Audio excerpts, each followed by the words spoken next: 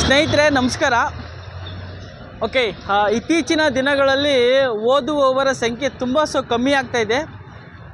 ಹೆಗ್ನಳ್ಳಿ cross ಅಂದರೆ government school ಪಕ್ಕದಲ್ಲಿ, ಅಂದರೆ ಹಾಸ್ಪಿಟ್ಲು ಪಕ್ಕದಲ್ಲಿ ಇಲ್ಲೊಂದು ಗ್ರಂಥಾಲಯ ಇದೆ.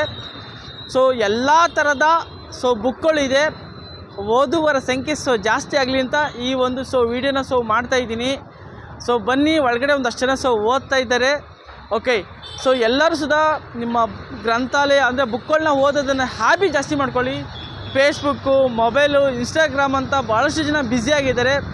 ಆ ಬಿಡುವು ಮಾಡಿಕೊಂಡು ಓದೋದನ್ನು ಜಾಸ್ತಿ ಮಾಡ್ಕೊಳ್ಳಿ. ಜ್ಞಾನ ಬರೋದು ಎಲ್ಲಿಂದ ಅಂದರೆ ನಾವು ಓದುವುದರಿಂದ ನಮ್ಮ ಜ್ಞಾನ ಹೆಚ್ಚಾಗುತ್ತೆ. ಹಾಗಾಗಿ ಈ ಗ್ರಂಥಾಲಯನ ನಿಮಗೆ ತೋರಿಸ್ಕೊಡ್ತಾ ಇದ್ದೀನಿ. ನೋಡಿ, ಪಕ್ಕದಲ್ಲಿ ಗೌರ್ಮೆಂಟ್ ಹಾಸ್ಪಿಟಲ್ ಇದೆ.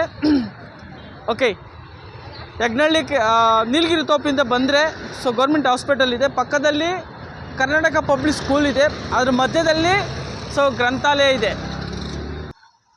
ನೋಡಿ, ಹಿಂಗೆ ಒಳಗಡೆ ಬತ್ತು ಅಂದರೆ ಈ ಥರ ಇದೆ. ಎರಡರ ಮಧ್ಯದಲ್ಲಿದೆ, ಯಾರಿಗೂ ಗೊತ್ತಾಗೋದಿಲ್ಲ.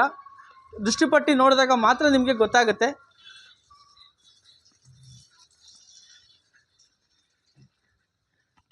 ನೋಡಿ, ಇಲ್ಲಿ ಒಳಗಡೆ ಬಂದರೆ ಎಲ್ಲ ಥರದ್ದು ಬುಕ್ಗಳು ಸಿಗ್ತಾ ಹೋಗುತ್ತೆ.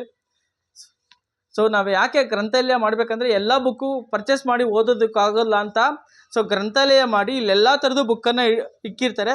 ಹಾಗೆ ನಮಗೆ ಯಾವ ಥರ ಬೇಕೋ ಆ ಥರ ಬುಕ್ಗಳನ್ನೆಲ್ಲರೂ ಇಲ್ಲಿ ಓದ್ಬೋದು. ನೋಡಿ, ಒಂದಷ್ಟು ಜನ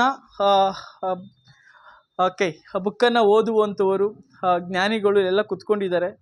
ನೋಡಿ, ಎಲ್ಲ ಥರದ್ದು ಬುಕ್ಕು ಸಿಗ್ತಾ ಹೋಗುತ್ತೆ. ಹಾಗಾಗಿ ಪ್ರತಿಯೊಬ್ಬರು ಬನ್ನಿ, ಬುಕ್ಕನ್ನು ಓದಿ ನಿಮ್ಮ ಜ್ಞಾನನ ಇಂಪ್ಲಿಮೆಂಟ್ ಮಾಡ್ಕೊಳ್ಳಿ ಅಂತ ಹೇಳ್ತಾ ಒಂದಷ್ಟು ಜನನ ಮಾತಾಡಿಸ್ತೀನಿ.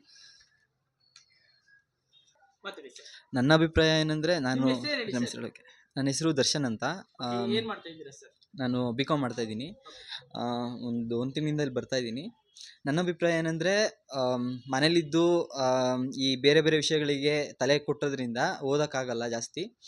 ಅಂದರೆ ಅದರಿಂದ ಪರಿಸರನೂ ಕೂಡ ಅಷ್ಟೊಂದು ಚೆನ್ನಾಗಿರಲ್ಲ. ಮೊಬೈಲ್ ಇರುತ್ತೆ, ಇಂಟರ್ನೆಟ್ ಇರುತ್ತೆ, 24 ಗಂಟೆನೂ ಅದರಲ್ಲೇ ಮುಳುಗೋಗಿರ್ತೀವಿ. ದಿನಕ್ಕೆ 4 ರಿಂದ 5 ಅವರ್ ಅದನ್ನೇ ಯೂಸ್ ಮಾಡ್ತಿರ್ತೀವಿ. ಏನಕ್ಕಂದರೆ ಜಾಸ್ತಿ ಓದೋಕ್ಕೆ ಟೈಮ್ ಡಿಸ್ಟ್ರಾಕ್ಷನ್ ತುಂಬ ಆಗಿರೋದ್ರಿಂದ ಇಲ್ಲಿ ಬಂದರೆ ಒಂದು ಡಿಫ್ರೆಂಟ್ ಎನ್ವಿರಾನ್ಮೆಂಟ್ ಸಿಗುತ್ತೆ. You can focus more on that. ಇಲ್ಲಿ ಬರೋದ್ರಿಂದ ನಿಮಗೆ ಜಾಸ್ತಿ ನಾಲೆಡ್ಜ್ ಸಿಗುತ್ತೆ. Books are the main sources of any knowledge. Once you learn any of that knowledge, then it will be very useful for you in the future. Then ಅದಕ್ಕೆ ನಾನು ಎಲ್ಲರಿಗೂ ಹೇಳ್ತಾ ಇರೋದು ಏನಂದರೆ, ಬಂದ್ಬಿಟ್ಟು ಎಷ್ಟಾಗುತ್ತೆ ದಿನಕ್ಕೆ 1 hour ಆದರೂ ಸರಿ ಬಂದ್ಬಿಟ್ಟು ಓದಿ. ಇಲ್ಲಿ ಬಂದು ಏನಕ್ಕಂದರೆ ಪರಿಸರ ಅಷ್ಟು ಚೆನ್ನಾಗಿದೆ. ಪರಿಸರದಿಂದ ನಮ್ಮ ಮನಸ್ಸಿಗೆ ತುಂಬ ಪ್ರೇರೇಪಣೆ ಸಿಗುತ್ತೆ. ಒಬ್ಬ ವ್ಯಕ್ತಿ ಪರಿಸರದಲ್ಲಿದ್ದಾನೆ ಅಂದರೆ ಆ ಪರಿಸರ ಆ ವ್ಯಕ್ತಿಗೆ ತುಂಬ ಇನ್ಫ್ಲುಯೆನ್ಸ್ ಮಾಡುತ್ತೆ, ಪರಿಣಾಮ ಬೀಳುತ್ತೆ.